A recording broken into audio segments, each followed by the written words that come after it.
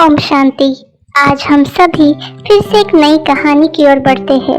आज के हमारे कहानी का शीर्षक है मन की शांति। वैसे तो हम सभी को ज्ञात है कि मुख से चुप रहना, कुछ जवाब नहीं देना, शांति से कार्य करना या साइलेंस में रहना बहुत ही इम्पोर्टेंट है। हम सभी के गलतियों को क्षमा करने का एक साधन है या गलतियां ही कम करने का एकमात्र साधन शांति है। लेकिन क्या सिर्फ मन का या मुख का मौन रखने से हमारे जीवन में शांति आ सकती है या मन की शांति भी उतनी ही ज्यादा जरूरी है?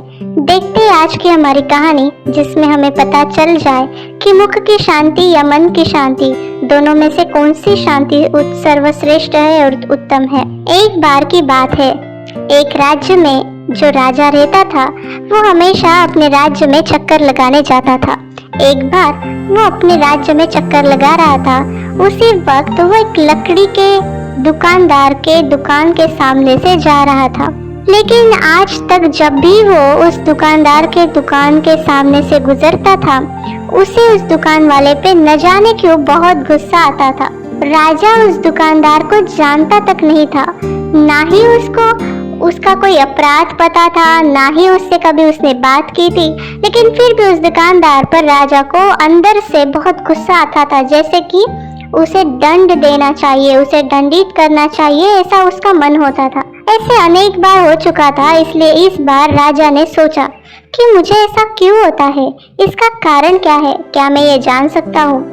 इसलिए एक बार उसने अपने मंत्री को बुलाया और कहा कि अपने राज्य में जहाँ दुकानें हैं, उसमें जो लकड़हारे की दुकान है, मतलब जहाँ लकड़ी बेची जाती, उस दुकान के सामने से जब भी मैं जाता हूँ, उस दुकानदार को देखकर मुझे बहुत गुस्सा आता है।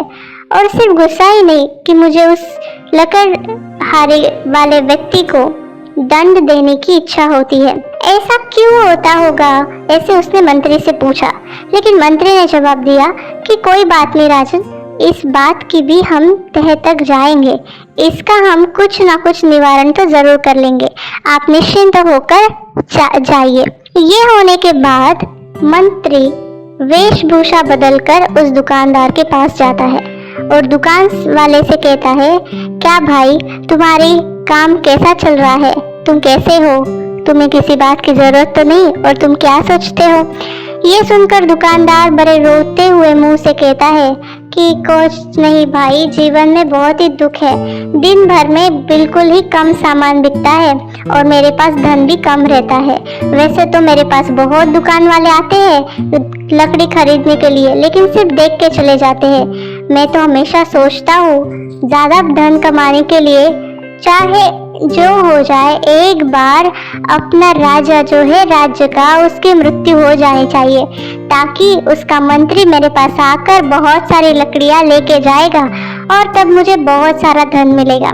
इसलिए मैं हमेशा सोचता हूँ कि राजा की मृत्यु होनी चाहिए।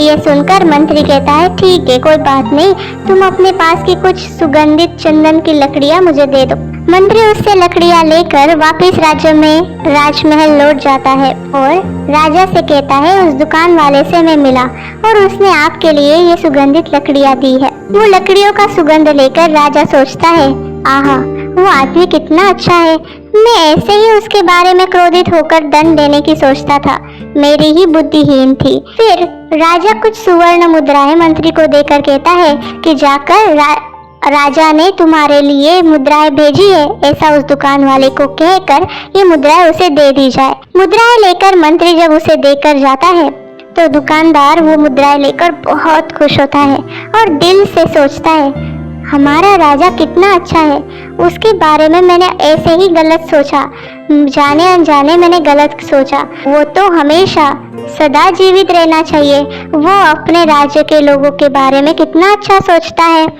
ये होने के बाद मंत्री मन ही मन में सोचते हुए चल रहा था और उसने सोचा कि देखो, कर्म शब्दों से भी बड़ा है, लेकिन शब्दों से भी बड़ा कर्म है मन का कर्म।